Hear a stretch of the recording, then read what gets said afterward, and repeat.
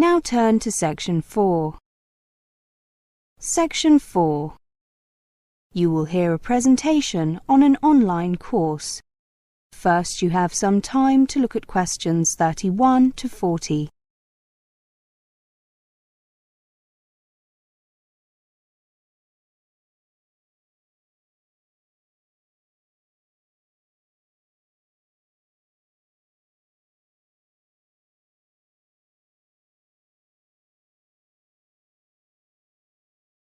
Now listen carefully and answer questions 31 to 40.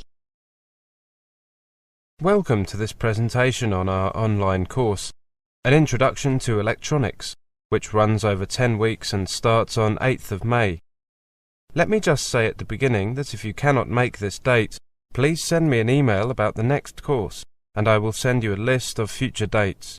My email is the front of your brochures. Now, let me tell you something about the course.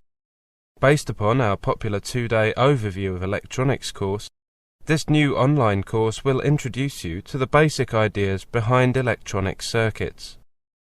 The course will consist of 10 units each, of which will involve around 5 hours of study. The course is designed to act both as an introductory course and as a refresher course. After taking the course, you should have a good idea of how electronic systems work and how they are made. In particular, the course focuses on the design of a hi-fi amplifier. The course is limited to analog electronics, where signals are represented by continuously variable voltages, and will not cover digital electronics, where signals are represented by discrete numbers. Students should normally have a reasonable proficiency in school maths and science. Study to GCSE level is sufficient for most of the course, though study to A level will enable a full understanding of the more advanced topics. Students on the course will be supplied with a copy of Terry Fitt's Fundamentals of Electronics. This will be used for directed reading, assignments and further study. It also serves as a useful reference source. The student should have PC available and a basic knowledge of Windows in order to use the simulation software from the CD-ROM that comes with this book. Now, who is this course designed for?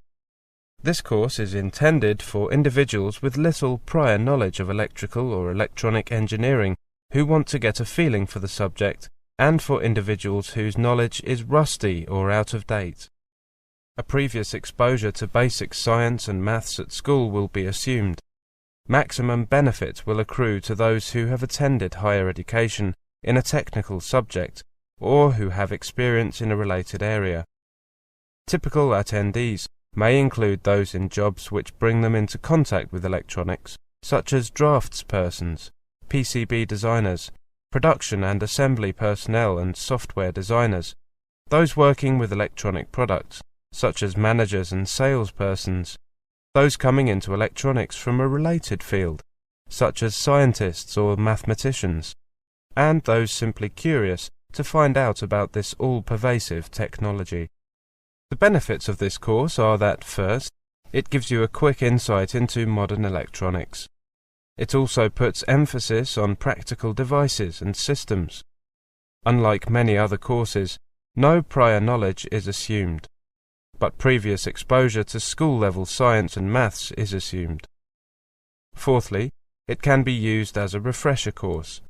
Fifth, there is the benefit of getting hands-on simulations, and finally, all delegates completing the course will receive a University of Oxford Certificate of Completion. The course will be presented by Brian Williams, who started his career working as an electronic engineer for British Aerospace. Brian then became a lecturer and has taught electronics at Oxford University and Jesus College for longer than he cares to admit. He is also an active consultant and researcher. Brian is a dynamic lecturer and particularly enjoys teaching introductory level courses and interacting with students. Now, finally, let me just quickly go through the course content. Please remember that this course is intended for individuals with limited prior knowledge of electrical or electronic engineering. Unit 1 looks at electronic systems, including an introduction to the idea of signals represented by voltages. Wires used to transfer signals and voltage from one place or box or component to another, and boxes or components manipulating voltages, particularly amplifying them. Unit 2 takes a look at Ohm's law, the linear relationship of voltage and current, and the concept of resistance. It also looks at resistors and resistor networks. Unit 3 focuses on op-amps, providing an introduction to the ideal op-amp and its applications. The next slide tells us that Unit 4 is concerned with capacitors and AC circuits. The theory and applications of capacitors and their use in transient and AC circuits.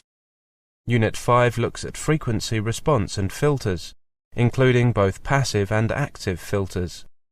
Unit 6 takes a look at magnetism, inductors and transformers. Looking at this next slide, we can see that Unit 7 covers RL and RLC circuits, including tuned filters and crossover networks. Unit 8 is entitled An Introduction to Semiconductors. It covers diodes and rectifiers, both theory and applications. This unit also looks at special purpose diodes.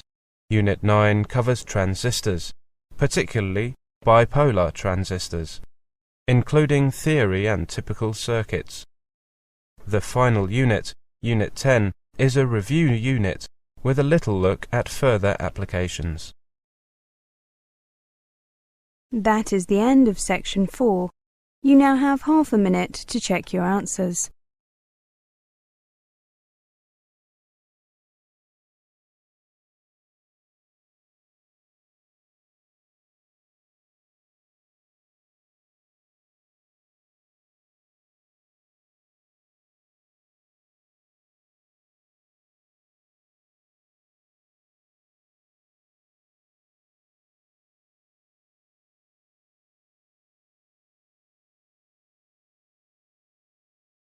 That is the end of the listening test, the IELTS test.